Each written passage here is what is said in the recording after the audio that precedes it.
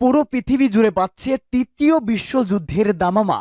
আবারও পাল্টাপাল্টি হামলা শুরু করেছে ইসরায়েল ও হিজবুল্লাহ। এদিকে গৃহযুদ্ধ শুরু হয়েছে সিরিয়ায়। আর এরই মধ্যেই আমাদের হাতে এসে পৌঁছেছে গুরুত্বপূর্ণ আন্তর্জাতিক সংবাদ। শুরুতেই শিরোনাম। ইহুদিবাদী বাহিনীর যুদ্ধবিরতি লঙ্ঘনের প্রতিবাদ, ইসরায়েলি ঘাঁটিতে হিজবুল্লাহর মুহুর্মুহুর ক্ষেপণাস্ত্র হামলা।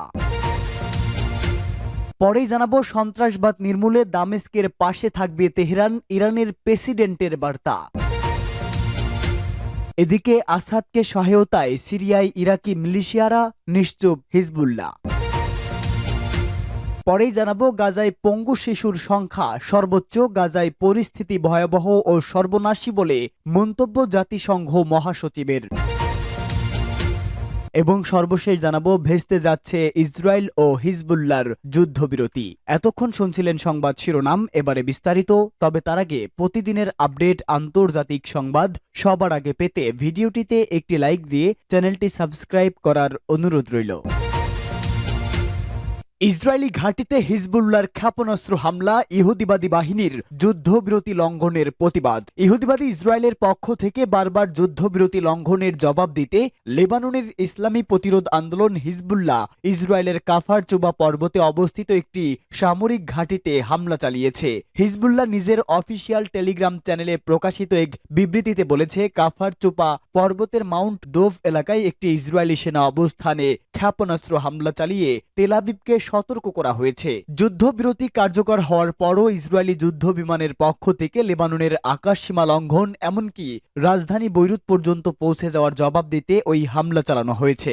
লেবাননের এই প্রতিরোধ আন্দোলন যুদ্ধবিরতি সত্ত্বেও দেশটিতে ইসরায়েলি হামলা ঠেকাতে ব্যর্থতার জন্য যুদ্ধবিরতিতে মধ্যস্থতাকারী দেশগুলোকে অভিযুক্ত করেছে। গত সপ্তাহে হিজবুল্লাহর সঙ্গে যুদ্ধবিরতি চুক্তি সই করা সত্ত্বেও ইহুদিবাদী ইসরায়েল লেবাননের ভূমিতে অন্তত 50টি বিমান হামলা চালিয়েছে, যার ফলে বেশ কয়েকজন হতাহত হয়েছেন। সর্বশেষ গত সোমবার দক্ষিণ লেবাননে ইসরায়েলি বিমান হামলায় 2 জন নিহত ও 1 জন সরকারি সৈন্য আহত হন বলে বৈরুত জানিয়েছে। 14 মাসের বেশি সময় ধরে যুদ্ধের পর হিজবুল্লাহর হামলায় প্রচণ্ড ক্ষয়ক্ষতি শিকার হয়ে গত সপ্তাহে যুদ্ধবিরতি মেনে নিতে বাধ্য হয় তেল আবিব। আমেরিকার মধ্যস্থতায় গত 27 নভেম্বর সকাল থেকে যুদ্ধবিরতি কার্যকর করা হয়। এর মাধ্যমে হিজবুল্লাহ ও ইসরায়েল পরস্পরের উপর হামলা করবে না বলে প্রতিশ্রুতিবদ্ধ হলেও ইহুদিবাদী বাহিনী লেবাননে হামলা চালিয়ে আসছিল।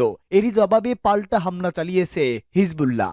সন্ত্রাসবাদ নির্মূলে দামেস্কের পাশে থাকবে তেহরান, ইরানের প্রেসিডেন্ট। ইরানের প্রেসিডেন্ট মাসুদ পেজেশকিয়ান বলেছে, সিরিয়ায় সন্ত্রাসবাদের পুনরুত্থানের কারণে দেশটিতে নতুন করে তৈরি হওয়া সংকট কাটিয়ে উঠতে দামেস্কের সঙ্গে সহযোগিতা শক্তিশালী করতে প্রস্তুত তেহরান। সিরিয়ার প্রেসিডেন্ট বাশার আল আসাদের সঙ্গে এক ফোনালাপে তার সরকারের এই প্রস্তুতি ঘোষণা করেন। পেজেশকিয়ান বলেন, ইরান গভীরভাবে সিরিয়ার চলমান পরিস্থিতি পর্যবেক্ষণ করছে। তিনি বলেন, সন্ত্রাস বিরোধী যুদ্ধ সমন্বয় ও সহযোগিতা শক্তিশালী করার লক্ষ্যে আঞ্চলিক দেশগুলোর সঙ্গে ঘনিষ্ঠভাবে যোগাযোগ রক্ষা করছে তেহরান। ইরানের পররাষ্ট্রমন্ত্রী সৈয়দ আব্বাস আরাকচি এ লক্ষ্যেই আঞ্চলিক দেশগুলো সফর করে যাচ্ছেন। সিরিয়ার প্রেসিডেন্টকে প্রেসিডেন্ট পেজেশকিয়ান আরও জানান, মুসলিম দেশগুলোর সঙ্গে ফাটল ধরানো এবং পশ্চিম এশিয়া অঞ্চলে সন্ত্রাসবাদ ও নিরাপত্তাহীনতা ছড়িয়ে দেওয়ার যে চেষ্টা ইহুদিবাদীরা চালাচ্ছে তা আমরা মুসলিম দেশগুলোর সঙ্গে সহযোগিতার মাধ্যমে নিশ্চিতভাবে নস্যাৎ করে দেব।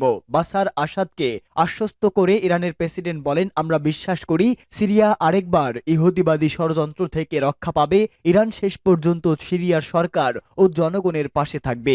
2011 সালে সিরিয়ায় বিদেশি মদতপুষ্ট সহিংসতা চাপিয়ে দেওয়া হলে ইরানই ছিল প্রথম দেশ যেটি দামেস্কের পাশে দাঁড়িয়েছিল।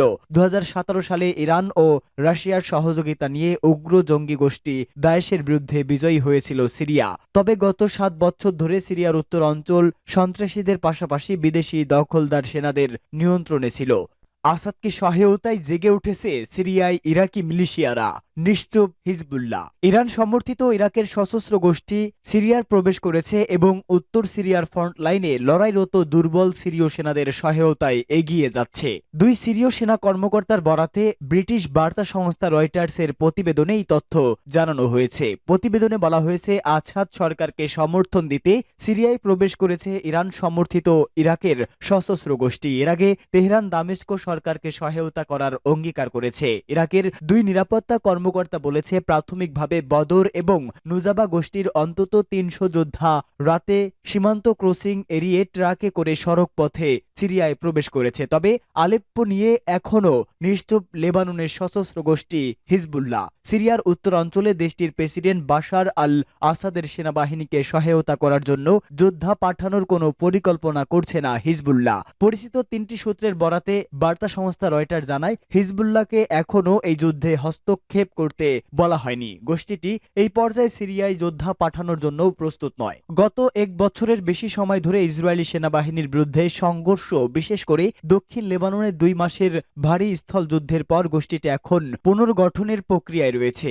এদিকে এরই মধ্যে সিরিয়ার উত্তর পশ্চিমাঞ্চল দখলকৃত শহরটিতে বিমান হামলা চালিয়েছে সিরিয়ার সামরিক বাহিনী। গেল ১ সপ্তাহ ধরে চলমান সংঘাতে সামরিক, বেসামরিক নাগরিক সহ প্রাণ গেছে ৫ জনেরও বেশি মানুষের। গেল ১ সপ্তাহ ধরে আলেপ্পো শহর দখলে নিয়ে দেশটির সামরিক বাহিনীর সঙ্গে বিদ্রোহী গোষ্ঠীটি পাল্টাপাল্টি হামলায় বেসামরিক নাগরিক সহ প্রাণ হারিয়েছে বহু মানুষ। ধীরে ধীরে আলেপ্পোর কাছাকাছি থাকা অন্যান্য শহরগুলোও দখলে নেওয়ার চেষ্টা চালিয়ে যাচ্ছে বিদ্রোহী গোষ্ঠী। তাদের প্রতিহত করতে দেশটির উত্তর পশ্চিমাঞ্চলে দখলকৃত শহরটিতে বেশ কয়েকবার বিমান হামলাও চালিয়েছে সিরিয়ার সিভিল ডিফেন্স হোয়াইট হেলমেট। গাজার পরিস্থিতি ভয়াবহ ও সর্বনাশী বলে মন্তব্য জাতিসংঘ মহাসচিবের।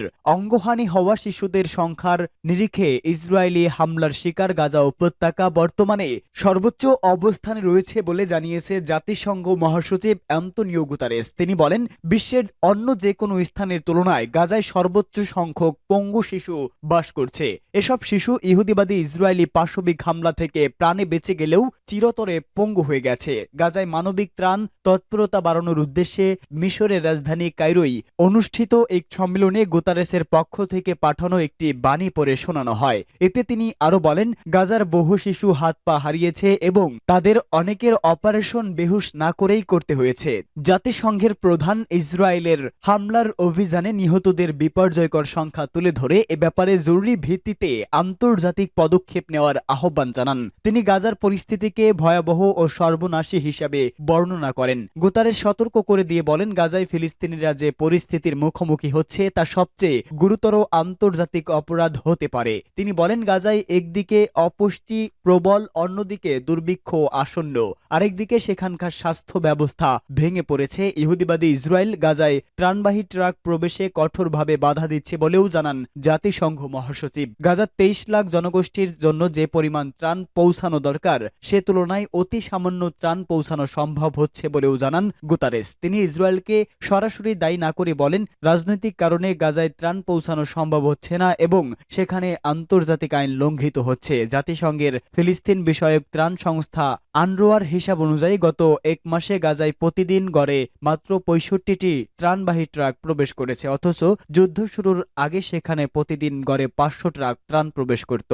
ভেস্তে যাচ্ছে ইসরায়েল ও হিজবুল্লাহ যুদ্ধবিরতি চুক্তি স্বাক্ষরের পর গত ১ সপ্তাহ না যেতেই আবারও লেবাননে হামলা চালিয়েছে ইসরায়েল। লেবাননের দক্ষিণ অঞ্চলে ২টি গ্রামে চালানো এই হামলায় অন্তত ৯ জন নিহত হয়েছে বলেও জানিয়েছে দেশটির স্বাস্থ্য মন্ত্রণালয়। তবে ইসরায়েলের প্রতিরক্ষা বাহিনী অভিযোগ করেছে, যুদ্ধবিরতি চুক্তি লঙ্ঘন করে হিজবুল্লাহ প্রথম ইসরায়েলি সেনা চৌকিতে হামলা চালিয়েছে।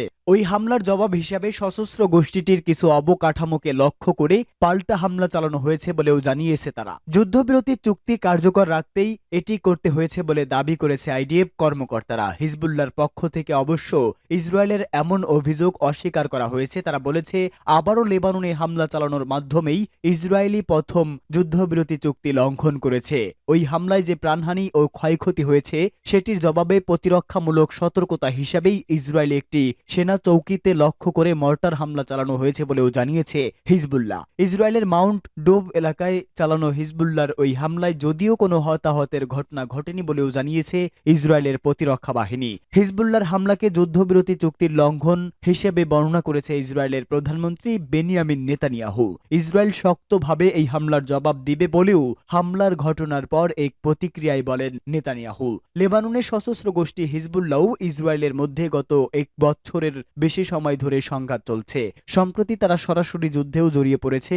এ অবস্থা অবসানে মার্কিন যুক্তরাষ্ট্র ও ফ্রান্সের মধ্যস্থতায় গত ২৭ নভেম্বর দুপক্ষ যুদ্ধবিরতিতে সম্মত হয়।